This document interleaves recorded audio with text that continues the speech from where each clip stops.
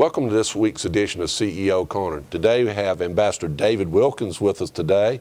We're glad to have you back in South Carolina, Ambassador. And what are you doing since you gotten back?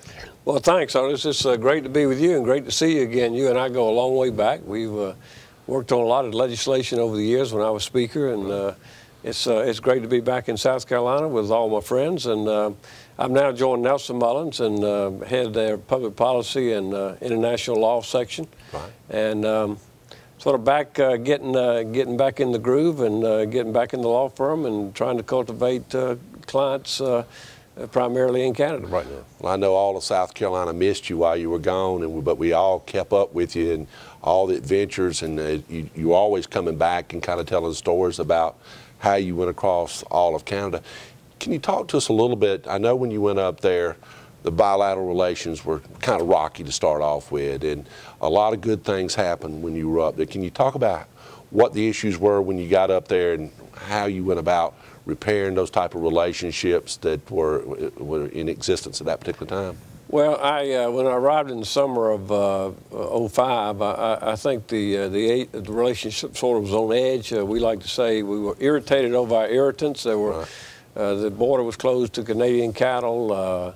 Softwood lumber trade issue was at a fever pitch. There was still fallout from the invasion of Iraq, from Canada's failure to enter into missile defense. And just, you know, the relationship just wasn't very smooth, although the trade was doing great. It's just it just seemed like there was sort of a negative tone in the air. And so we just went about accentuating the positive. We traveled extensively. We got to know Canadians very well. We got to know the Canadian mindset. I give President Bush and Prime Minister Harper a lot of credit for setting a very positive tone at the top. Softwood lumber trade issue got resolved after decades of litigation on that. The borders got reopened to Canadian cattle after the mad cow disease got resolved on how to handle that. And I think we left January 20th with the relationship very positive. And again, I give the President and Prime Minister a lot of credit for that.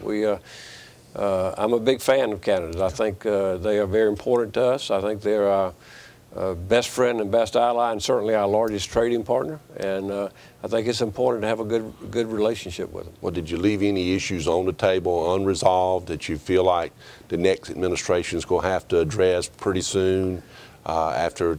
I know it's taking office now, and I'm sure they'll be appointing somebody here pretty quickly.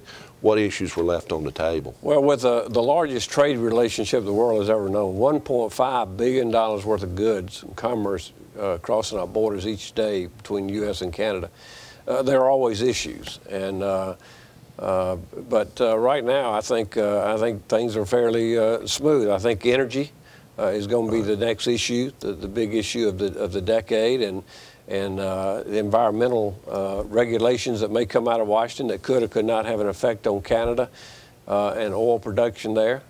You know, Canada is our #1 supplier of energy, so energies will become important. There's not any controversy right now, but there's a lot of concern in Canada about the regulations that might come out of Washington that might adversely affect production there. And there's also concern about protectionism Right.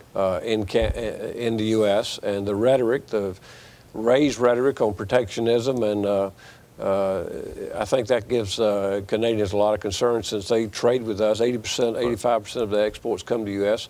They're very concerned about that.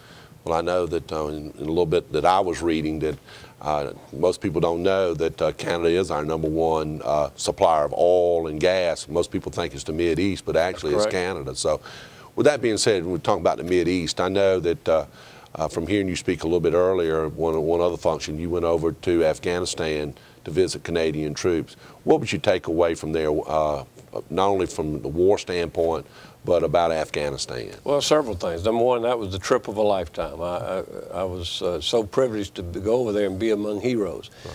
We were out at the forward operating bases, staying with the Canadian soldiers and really the toughest of conditions, and yet their attitudes were strong, their morale was good, and it was a real privilege to be among them. I came away with a couple of thoughts. #1 is freedom finds a way.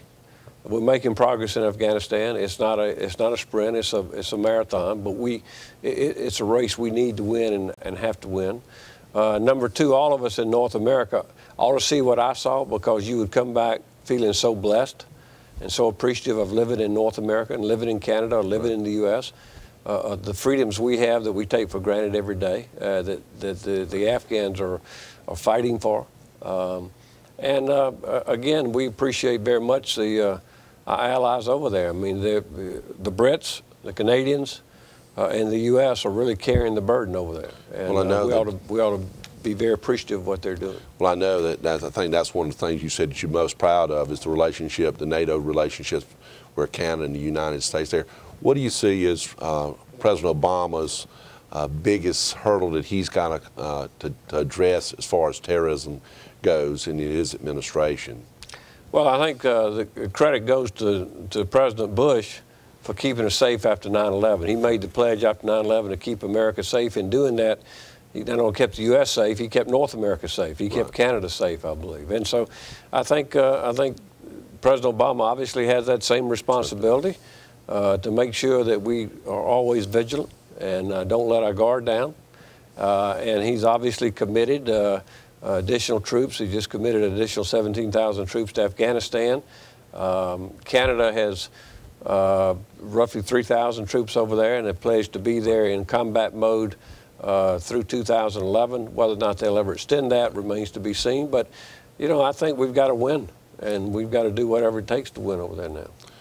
Mr. Ambassador, I know this is the first part of a two-part segment that we're doing. So next time on part two, I think we're going to talk a little bit about global business issues and talk about business, because I know when you were Speaker of the House in South Carolina, it was always your position that for the legislature to be for business. So on our next session, we'll talk a little bit about business issues facing the world, as well as South Carolina, and how we kind of go from there. So thank you for being here. Thank you very much. When I was Speaker, you always gave me great advice about being pro-business, and we followed it. Well, thank you very much. Thank you. Join us next week on CEO Corner and hear Ambassador David Wilkins talk about business in a global perspective, as well as those things affecting the United States, as well as the state of South Carolina. Thank you for joining us.